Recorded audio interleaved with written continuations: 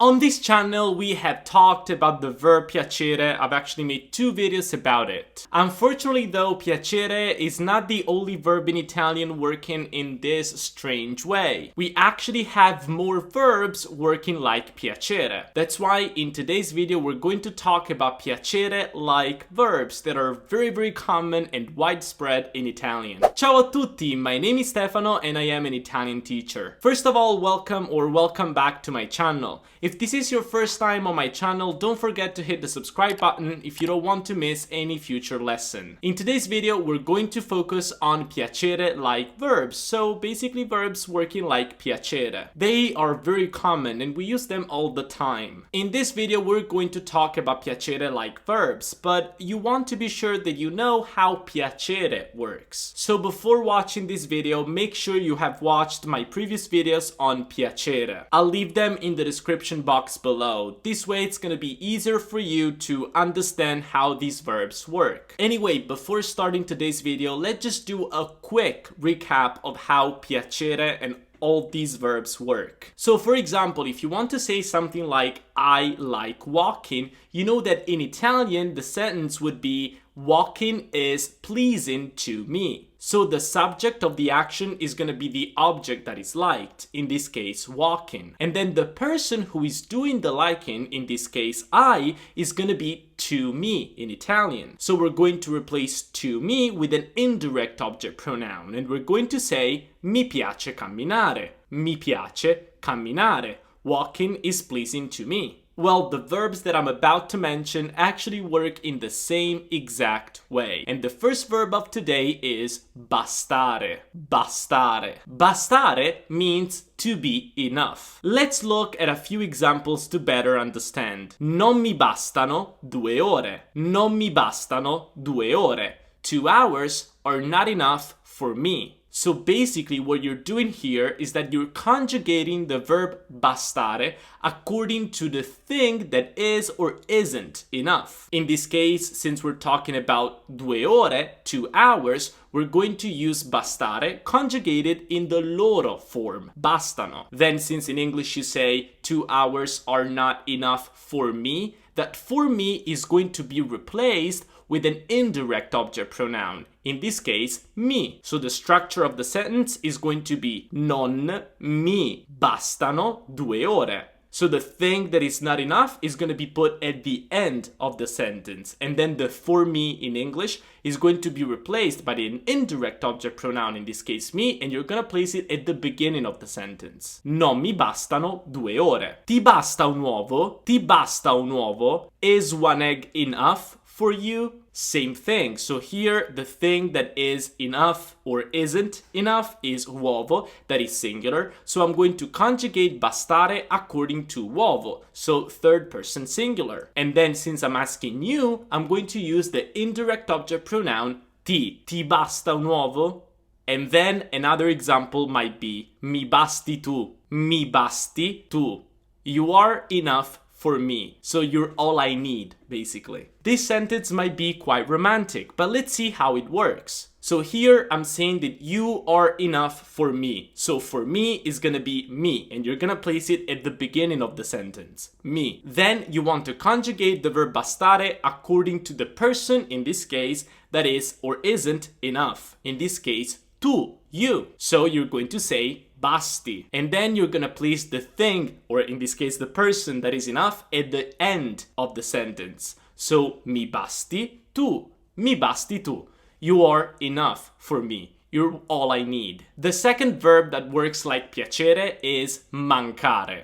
Now mancare has actually 2 meanings, depending on what you use mancare with. If you use it with a person, it means to miss. If you use it with an object, it means to be left. Of course, this is just a general idea. Sometimes you might also use it as miss with things, or you might also use it as to be left with people, but usually is to miss with people and to be left with objects. Let's start with the first meaning, to miss. For example, how would you say I miss you? Now, of course, since it works like piacere, we gotta switch things around. So if in English I'm saying I miss you, you're going to conjugate the verb miss, mancare, according to the person that is missed. In this case, you. So let's conjugate the verb mancare real quick. You would say, io manco, tu manchi, lui, lei manca, noi manchiamo, voi mancate, loro mancano. Since I'm saying here that I miss you, we're going to choose the you form of the verb mancare. So, manchi.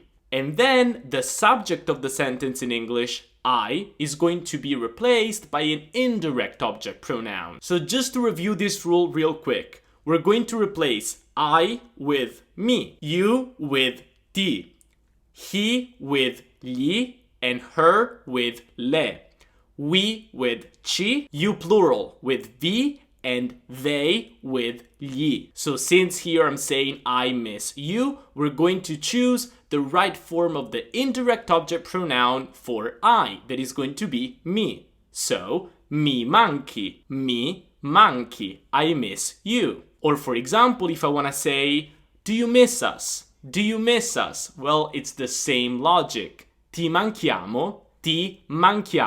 So you miss us.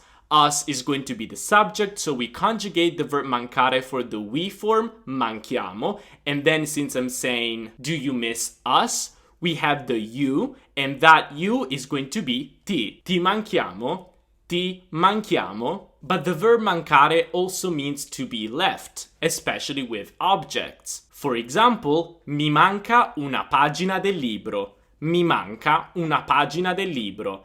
I have one page of the book left. So I have to read just one page. It's the only page that I have left. Mi manca una pagina del libro. In this case, I'm going to conjugate the verb mancare according to pagina, manca, third person singular, and then since I have one page left, I'm going to use mi. Mi manca una pagina del libro. Ci mancano 5 chilometri per arrivare. Ci mancano 5 chilometri per arrivare. In this case, I'm saying that we have 5 kilometers left to get to the place we're going to. So same thing, I'm going to conjugate the verb mancare according to 5 kilometers, that is the thing that we have left. Since 5 kilometers is plural, I'm going to use mancano, so the they, loro form of the verb mancare. And then since we have 5 kilometers left, the we is going to be ci. Ci mancano 5 chilometri per arrivare. Ci mancano 5 chilometri per arrivare. And then our last verb of today, servire. Servire. And servire means to need. Now I know that in Italian we have another verb to say to need, that is avere bisogno di, to have the need of. Avere bisogno di. Now, avere bisogno di, to say to need, is completely correct. But let me tell you that the verb servire is also quite common in Italian. So you might hear it all the time and you might want to use it. So again, servire works in the same way as the verbs we have talked about a second ago. For example, mi serve un passaggio a casa. Mi serve un passaggio a casa.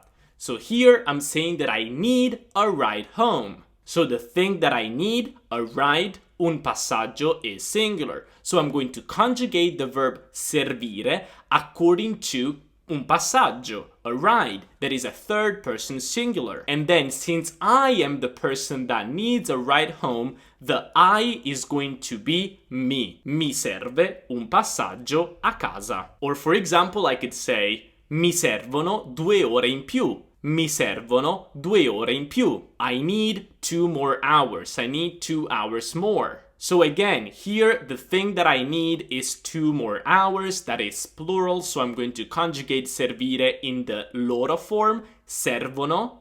And then since I am the person again that needs 2 more hours, I'm going to use mi. Mi servono 2 ore in più. Vi serve una mappa? Vi serve una mappa? Do you guys need a map? Here is the same thing. So I'm saying, do you guys, do you plural need a map? A map is the thing that you might need, so I'm going to conjugate the verb servire in the third person singular. And then since I'm asking you guys, you plural, if you need a map, I'm going to use vi. Vi serve una mappa?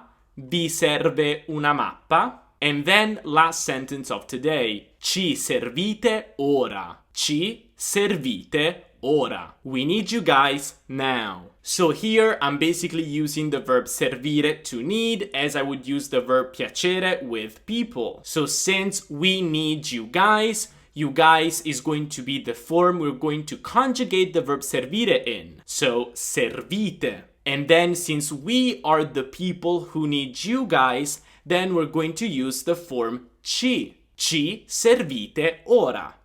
We need you guys now.